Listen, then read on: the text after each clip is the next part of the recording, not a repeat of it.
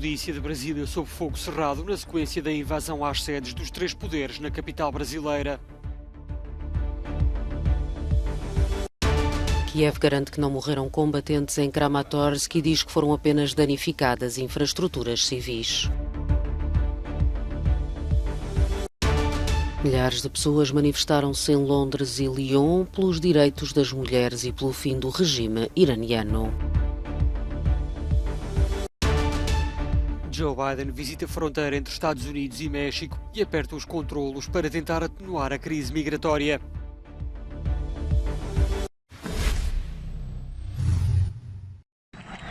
A Polícia Civil do Distrito Federal está sob fogo cerrado na sequência da invasão das sedes dos três poderes este domingo em Brasília. O ataque de milhares de apoiantes de Jair Bolsonaro às instituições da democracia já provocou a suspensão do governador do Distrito Federal, Ibanez Rocha. Já Lula da Silva criticou a incompetência, má vontade e má fé das forças policiais, mas o principal alvo do presidente brasileiro foi outro. Todo mundo sabe que tem vários discursos do ex-presidente da República estimulando isso.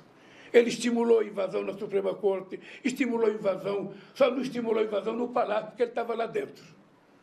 Mas ele estimulou a invasão nos três poderes sempre que ele pôde. E isso também é da responsabilidade dele.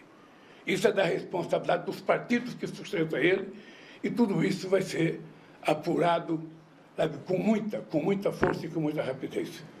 Uma acusação prontamente desmentida pelo ex-presidente, que condenou as acusações sem provas do atual chefe de Estado.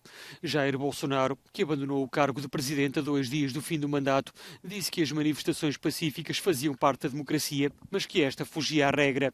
A condenação da comunidade internacional foi unânime. Charles Michel falou de um assalto à democracia. António Guterres salientou que a vontade do povo brasileiro devia ser respeitada.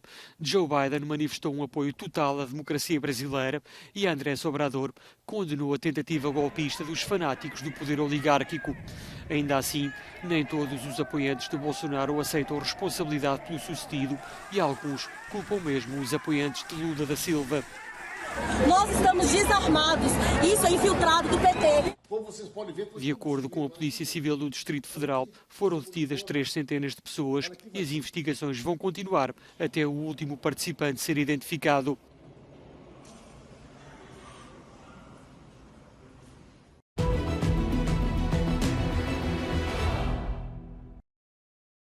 As autoridades ucranianas garantem que a afirmação feita pelo exército russo de que os seus ataques mataram 600 combatentes em Kramatorsk não corresponde à verdade, afirmando que foram apenas danificadas infraestruturas civis. Residentes confirmavam a versão de Kiev, dizendo que é muito improvável que isso tenha acontecido. Vivo aqui há 9 meses e nunca vi nenhum militar. A suposta trégua nos combates durante as celebrações do Natal Ortodoxo, decretada pela Rússia, acabou violada. O presidente ucraniano acusava Moscovo de mentir, acrescentando que, ainda assim, pouco mudou nos últimos dias. A situação na linha da frente não se alterou significativamente na primeira semana do ano. Os combates intensos continuam nas regiões de Lugansk e Donetsk. Os pontos mais sensíveis nestas áreas são conhecidos. Bakhmut está a aguentar-se apesar de tudo. Embora a maior parte da cidade esteja a ser destruída por ataques russos, os nossos soldados estão a repelir a ofensiva. Soledar está a aguentar-se apesar das dificuldades e da contínua destruição. Enquanto as autoridades de Sumi relatavam mais de uma centena de ataques russos no domingo, era publicado um vídeo de membros de milícias a serem treinados numa base do grupo paramilitar Wagner para integrarem as forças russas na Ucrânia. Pelo fim dos assassinatos, em defesa dos direitos das mulheres e dos curdos e por uma mudança de regime no Irão, saíram às ruas de Londres, a capital do Reino Unido, milhares de pessoas. Um protesto que marcou também os 3 anos passados sobre a queda do avião da Ukraine International Airlines abatido pela Guarda Revolucionária do Irão. Na cidade francesa de Lyon, foram cerca de 1 milhar os manifestantes que saíram às ruas também para prestar tributo a um iraniano que se suicidou, atirando-se ao Ródano em dezembro, como forma de protesto contra a repressão no seu país. Uma das participantes relembrava muitos dos que têm sido mortos pelo regime iraniano no meio da repressão aos protestos. Em Teherão, enquanto continuam as manifestações contra o regime e se multiplicam as condenações à morte também ligadas aos protestos, dezenas de iranianos reuniram-se frente à embaixada francesa contra os mais recentes cartoons do semanário satírico gaulês Charlie Hebdo, referentes ao líder supremo desta República Islâmica.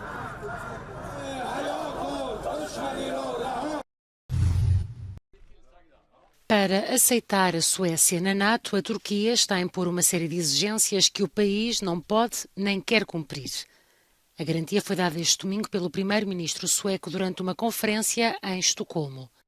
O encontro contou também com a presença do ministro dos Negócios Estrangeiros da Finlândia, outro país que depende do levantamento do veto turco para entrar na Aliança Atlântica, e do secretário-geral da organização, que continua positivo em relação à entrada dos dois países. É isso que espero. Não vou garantir a data exata, porque tem de ser uma decisão soberana do Parlamento turco e, na verdade, do Parlamento húngaro, porque há dois parlamentos que ainda não ratificaram.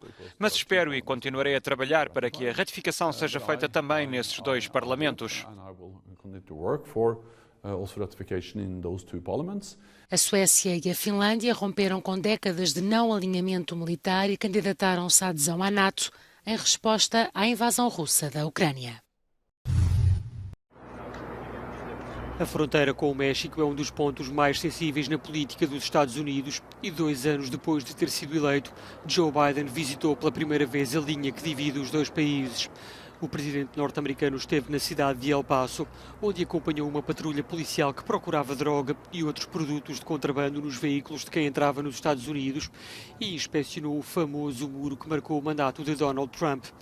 Apesar de crítico em relação ao projeto, Biden ainda não encontrou solução para resolver o problema e chega ao México com um novo pacote legislativo para reforçar o controle fronteiriço, que na prática impede a entrada nos Estados Unidos de migrantes provenientes de Nicarágua, Cuba e Haiti.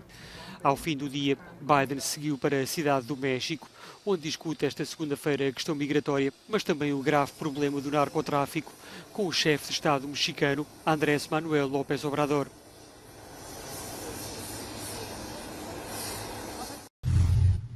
...73 pessoas, incluindo 16 menores desacompanhados, foram resgatadas no mar Mediterrâneo pelo navio Geo Barents. A operação de resgate da embarcação dos Médicos Sem Fronteiras teve lugar depois do naufrágio de um barco de migrantes. A responsável pelas operações do navio, Fulvia Conte, atribui a responsabilidade às políticas migratórias dos países europeus, adiantando ainda que as ONGs têm de compensar de alguma forma a falta de coordenação na busca e salvamento de pessoas em perigo e a falta de percursos seguros para escapar da Líbia. As autoridades italianas enviaram um navio para um porto a mais de 1.500 quilómetros da zona de operações. O mesmo aconteceu com a embarcação Ocean Viking. As ONGs encaram esta medida como uma tentativa do governo italiano de dificultar a assistência a pessoas em perigo no mar. O novo decreto italiano sobre fluxos migratórios exige que os navios das ONGs efetuem apenas um salvamento de cada vez. O comandante do navio é também obrigado a recolher os dados pessoais dos migrantes e quaisquer pedidos de asilo diretamente a bordo. Para a advogada Nazarena Zorzella, trata-se de uma condição impraticável porque contradiz a Diretiva Europeia de 2013 sobre proteção internacional. E este não seria o único direito internacional violado pelo decreto. Proibir o salvamento múltiplo é contrário ao artigo 98 da Convenção das Nações Unidas, que exige que o comandante de um navio preste socorro a todas as pessoas em perigo no mar. A tutte le persone che si trovino in pericolo in mare. Isto impede a seletividade do salvamento. O responsável pelas operações de salvamento da Organização Médicos Sem Fronteiras considera que o capitão de um navio deve salvar toda a gente, pois é um dever legal e humanitário. Para dar um exemplo, no ano passado resgatámos 3.848 pessoas. Se tivéssemos regressado após cada primeiro socorro, teríamos resgatado apenas 1.035, apenas 25% do que fizemos. Os Médicos Sem Fronteiras e outras organizações não governamentais vão continuar a lutar contra este decreto, apelando, se necessário, também ao Presidente da República de Itália.